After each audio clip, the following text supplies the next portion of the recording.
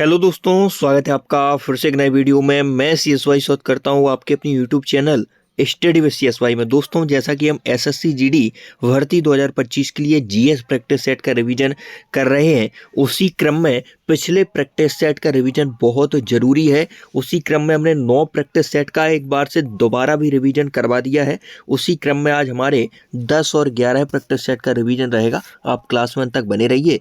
Channel पर पहली बार visit कर रहे हैं तो चैनल को सब्सक्राइब करके जुड़ जाइए। स्टार्ट करते हैं आज के प्रैक्टिस सेट नंबर 10 का रिवीजन। उससे पहले 5 रिवीजन प्रश्न प्रैक्टिस सेट नंबर 9 के। NDB बैंक की स्थापना किस वर्ष हुई? तो 2014 में हुई। सर्वाधिक साक्षर प्रतिशत अंतर वाला राज्य महिला पुरुष में सर्वाधिक अंतर कहाँ है साक्षरता में? तो वो राजस्थान में है, 27.1 के लमसम है। इसके बाद संप्रीति युद्धाभ्यास, तो ये भारत और बांग्लादेश के बीच होता है संप्रीति। सामूगढ़ की लड़ाई कब हुई? तो 1658 में हुई। एक्स किरणों की खोज किसने की? तो रोंजन ने एक्स किरणों की खोज की। अब स्टार्ट करते हैं प्रैक्टिस सेट नंबर 10 का पहला प्रश्न। भारतीय अंतरिक्ष अनुसंधान संगठन इसरो के संस्थापक कौन थे? तो विक्रम साराभाई इसरो के संस्थापक थे। इसरो की स्थापना की बात करें तो 15 अगस्त 1969 में इसरो की स्थापना होती है। हेडक्वार्टर बंगलुरु है। अध्यक्ष वर्तमान में इसरो के S सोमनाथ हैं। डॉक्टर होमी जहांगीर भाभा यह परमाणु कार्यक्रम के जनक हैं। मिसाइल प्रोग्राम के जनक डॉक्टर APJ अब्दुल कलाम जी हैं।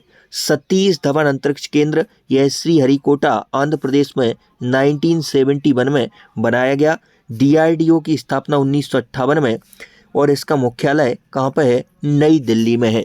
तो इसरो के संस्थापक कौन थे? विक्रम साराभाई। वर्तमान अध्यक्ष S सोमनाथ। 15 अगस्त 1969 को स्थापना, हेडक्वार्टर बंगलुरु में। अगला प्रश्न, जनगणना 2011 के अनुसार भारत के निम्नलिखित केंद्र शासित प्रदेशों में से किसका जनसंख्या घनत्व सबसे कम है? तो सबसे कम जनसंख्या घनत्व केंद्र शासित प्रदेश में अंडमान निकोबार का है। 46 यहाँ पर जनसंख्या घनत्व होने वाला है। इसके बाद हम बात करें सबसे ज़्यादा जनसंख्या घनत्व कहाँ पर है? UT में। तो यहाँ पर दिल्ली में है, 11,320 पर व्यक्ति मीटर स्क्वायर। यह है दिल्ली का सर्वाधिक। सबसे कम अंडमान निकोबार द्वीप का 46। यदि भारत के जनसंख्या घनत्व की बात करें तो 382 पर किलोमीटर स्क्वायर, यह आपका भारत का जनसंख्या घनत्व होने वाला है। अब हमने यहाँ तक तो UT की बात की है दोस्तों, केंद्र शासित प्रदेशों की, लेकिन यहाँ पर हम स्टेट की बात करेंगे, राज्य की। तो सर्वाधिक जनसंख्या घनत्व वाला राज्य आपका बिहार है। 1106 इसका जनसंख्या घनत्व होने वाला है। सबसे कम आपका अरुणाचल प्रदेश है, मात्र इसका 17 है। और फिर इसके बाद 100 से कम वाले आपके मिजोरम है, इसका 100 से कम है। सिक्किम का 86 है। सबसे ज़्यादा यदि जिला पूछे कि कौन से जिले का, कौन से भारतीय जिले का सर्वाधिक आपका जनसंख्या घनत्व है, तो उत्तर पूर्व दिल्ली जिले का। सबसे कम है आपका एक है मात्र, दिबांग घाटी, जो कि अरुणाचल प्रदेश का एक जिला है। भारत के निम्नलिखित 22 पर रिजर्व का पूर्व से पश्चिम तक आपको सही क्रम लगाना है। तो इन ऑप्शनों के यदि आप देखेंगे तो पूर्व से पश्चिम की ओर जैसे ही आप भारत में प्रवेश करेंगे तो सबसे पहले आपको कौन सा मिलेगा? सुंदरबन वेस्ट बंगाल वाला मिलेगा। उसके बाद सिमलीपाल उड़ीसा वाला है। उसके बाद आपका छत्तीसगढ़ में अचानकमार अमरकंटक मिलेंगे। और फिर आ जाएगा आपका पचमढ़ी, यह आपका है मध्य प्रदेश में। सबसे इम्पोर्टेंट यही बन जाता है कि सुंदरबन कहाँ पे है? तो वेस्ट बंगाल में है। पचमढ़ी में MP, पचमढ़ी वाला MP में है।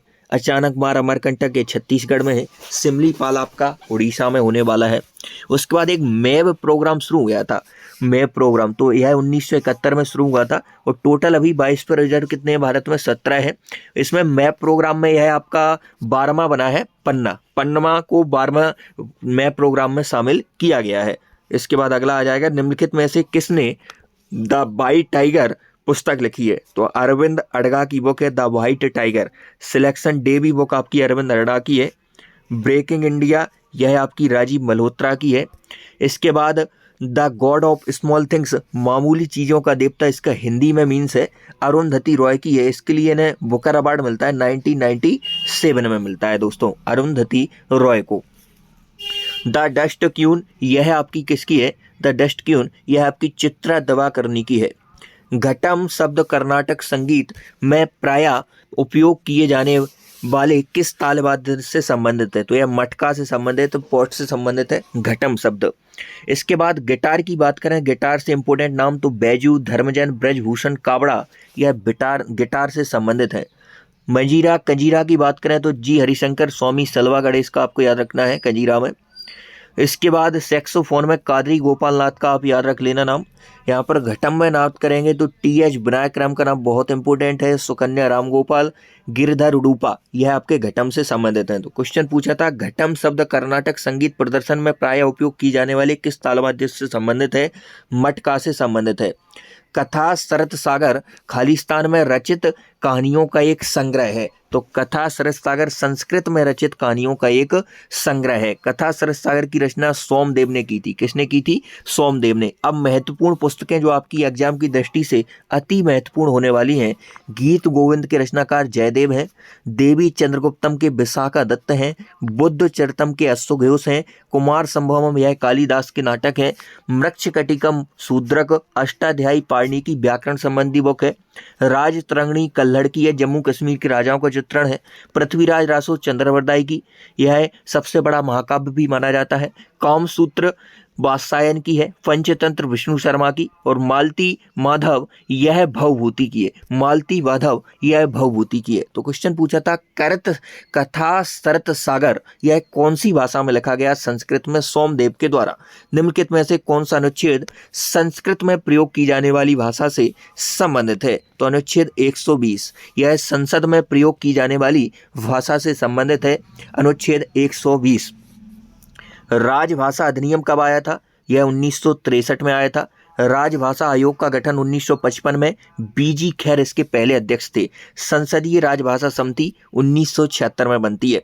राजभाषा पर संसद आयोग यह आपका आर्टिकल 344 में है। भाग 17 में राजभाषा का प्रावधान है। यदि हम भारत की राजभाषा की बात करेंगे तो वो आपकी हिंदी होने वाली है। यदि आपसे पूछे भारत की राष्ट्रभाषा कौन है, तो राष्ट्रभाषा भारत की कोई नहीं है, राजभाषा हिंदी है। 343 से 351 तक के आर्टिकल यह आपके राजभाषा से संबंधित आर्टिकल हैं। भारत के कार्यवाहक मुख्य न्यायाधीश की नियुक्ति कौन करता है? तो भारत के राष्ट्रपति आर्टिकल 126 के तहत भारत के कार्यवाहक मुख्य न्यायाधीश की नियुक्ति करते हैं। सुप्रीम कोर्ट एक अभिलेख न्यायालय है। कोड ऑफ रिकॉर्ड की बात आर्टिकल 129 में कही गई है। इसके बाद सुप्रीम कोर्ट में जो न्यायाधीशों का प्रावधान है 33+1 वर्तमान में है, वो आर्टिकल 124 के तहत है। न्यायाधीश का वेतन 125 में है।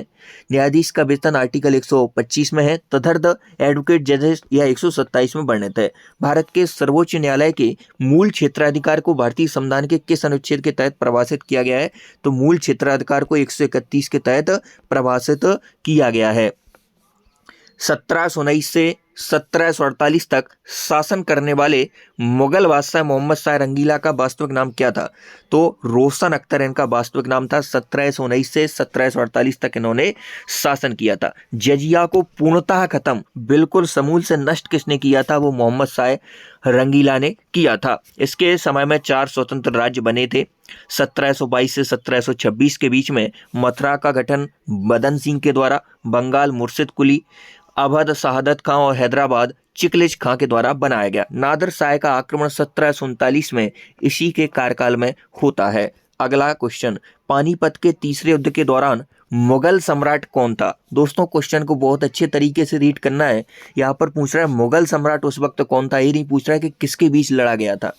शाह आलम द्वितीय उस समय मुगल सम्राट था भारत का, पानीपत के तीसरे युद्ध के समय। 1764 में बक्सर के युद्ध समय भी मुगल बादशाह शाह आलम द्वितीय ही था, क्योंकि इसका जो कार्यकाल है वो 1760 से 1806 तक है। इसके बीच दौरान जो भी घटनाएं हुई हैं वो सभी घटनाओं में मुगल सम्राट कौन था? शाह आलम द्वितीय था। पानीपत के प्रथम युद्ध की बात करें तो ये 1526 में होता है। किस किस के बीच होता है? बाबर और इब्राहिम लोदी के बीच। इसी युद्ध के बाद से भारत पर मुगल वंश की स्थापना बाबर के द्वारा की जाती है। तो क्वेश्चन पूछा जाता है किस युद्ध का परिणाम मुगल वंश की स्थापना था? तो वो था पानीपत का प्रथम युद्ध। सेकंड युद्ध 1556 में होता है, पानीपत का अकबर और हेमू के बीच। तीसरा युद्ध 1761 में पानीपत का होता है। अहमद शाह अब्दाली एक तरफ रहता है, एक तरफ सदाशिव भाऊ और विश्वास राव रहते हैं, जो कि एक मराठा थे। यह भी लिखा जा सकता है कि अहमद शाह अब्दाली और मराठा, क्योंकि ये दोनों मराठा ही थे, मुख्य रूप से लीड कर रहे थे युद्ध को। तो पानीपत का पहला युद्ध 1526, सेकंड 1556, तीसरा 1761। पानीपत के तीसरे युद्ध के दौरान मुगल सम्राट कौन था? शाह आलम द्वितीय था। अंतिम मुगल सम्राट बहादुर शाह जफर को खालिस्तान वर्ष में अंग्रेजों ने रंगून जेल में कैद किया था। तो 1858 में अंतिम मुगल सम्राट जो आपके बहादुर शाह जफर को अंग्रेजों ने रंगून जेल में कैद किया था। शासन क्षेत्र इसका बिल्कुल सुकड़ के रह गया था, चांदनी चौक से पालम तक ही इसका शासन रह गया था, बहुत ना के बराबर शासन था। 1857 की क्रांति के समय बहादुर शाह जफर इसने भाग लिया था। कमांडर वक्त कहाँ था इस समय? मिर्जा गालिब बहुत अच्छे शायर हुए हैं, इसके समय के ही थे। इसके बाद अगला, वायुमंडल की निम्नलिखित परतों में से कौन सी रेडियो तरंगों के संचरण में मदद करती है? तो बाह्यमंडल थर्मोस्फीयर, यह परत आपकी रेडियो तरंग के संचरण में मदद करती है। समताप मंडल में आपकी ओजोन परत पाई जाती है। इसके बाद क्योटो प्रोटोकॉल किससे संबंधित है? तो ग्लोबल वार्मिंग से संबंधित है Kyoto protocol. Montreal protocol ozone परत संरक्षण से 1987 का है। रियो सम्मेलन 1992 का पृथ्वी शिखर सम्मेलन से। स्टॉकहोम सम्मेलन 2001 का है।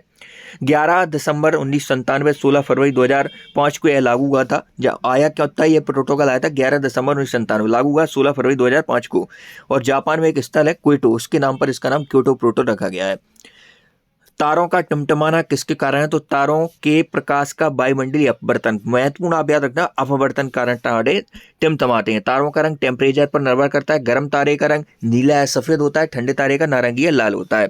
इसके बाद अगला प्रश्न आ जाता है, नेट्रियम निम्नलिखित में से किसका लैटिन नाम है? तो सोडियम का लैटिन नाम नेट्रियम है, इसलिए तो हम सोडियम को Na से डिनोट करते हैं, क्योंकि यह जो जिनके प्रतीक दिए गए वो लैटिन नाम को तर्ज पर रखकर दिए गए, इसलिए इसका नेट्रियम है, तो Na से हम डिनोट करते हैं सोडियम को।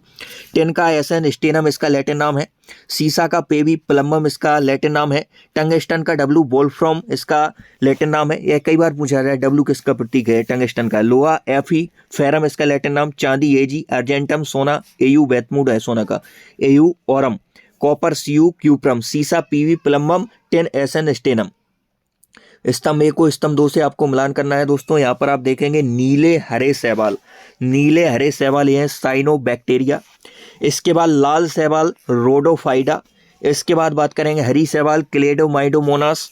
इसके बाद बात करेंगे हम अगला भूरा शैवाल जो है आपका सरगसुम फियोफाइसी। ई रूपी निम्नलिखित में से किस संगठन द्वारा विकसित किया गया है? तो ई रूपी भारतीय राष्ट्रीय भुगतान निगम NPCI द्वारा विकसित किया गया है। इसके बाद बात करें NPCI, इसका हेडक्वार्टर आपका मुंबई में है, भारतीय राष्ट्रीय भुगतान निगम का।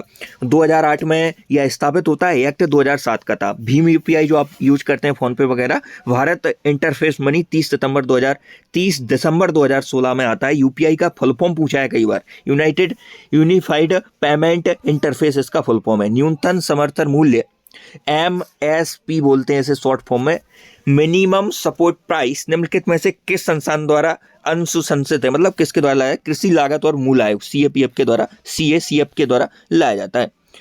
Last question practice set number 10 का, किसी मुद्रा के अवमूल्यन का क्या अर्थ है? तो मुद्रा का अवमूल्यन क्या होता है? डिवैल्यूएशन किसे बोलते हैं?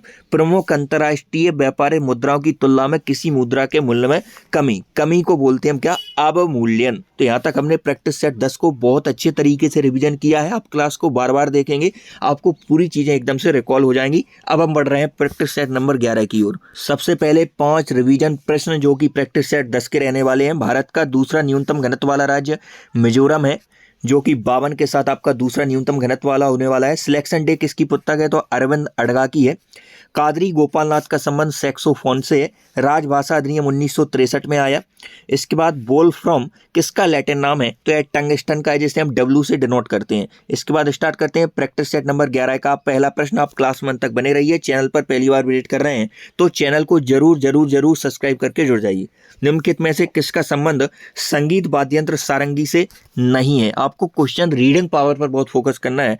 हम क्या है कभी कभी नई को स्किप ही कर देते हैं, ये पढ़ लेते हैं कि है, और और निकल जाते हैं। ऐसा नहीं करना दोस्तों, क्वेश्चन पूछ क्या रहा है, यह सबसे बड़ी बात होती है आंसर देने से पहले। तो निम्नलिखित में किसका संबंध संगीत वाद्ययंत्र सारंगी से नहीं है? तो निखिल बनर्जी का संबंध संगीत वाद्ययंत्र सारंगी से नहीं है, सितार से संबंधित है। मैयर घनारा से इनका संबंध है। अरविंद पारेख, हरविंदर कुमार शर्मा, इन सभी का संबंध आपका सितार से है। रमेश मिश्रा, उस्ताद बिंदु खान, शकूर खान, यह आपके सारंगी से संबंधित होने वाले हैं। घुबा घोष, साबरी खान, राम नारायण, अरुणा नारायण, इन सभी का संबंध आपका सारंगी से। अगला प्रश्न, प्रमुख वादकों की बात करें तो ये स्लाइड बहुत इंपोर्टेंट होने वाली है आपके एग्जाम की दृष्टि से। प्रभात शर्मा, राकेश चौरसिया, और यहीं पर आप याद रखेंगे कौन, हरिप्रसाद चौरसिया को, यह सभी आपके बांसुरी से संबंधित हैं। रविंद्र यावागल, उदय मजूमदार, ये तबला से संबंधित है।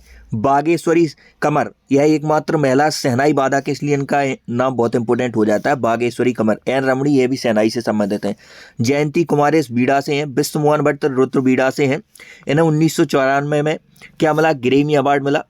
इसके बाद बसंत काबरा सरोद से हैं। नेवेली नारायण मृदंगम से हैं। ललिता नंदिनी बहनें, यह आपकी वायलिन से संबंधित होने वाली हैं, ललिता नंदिनी बहनें।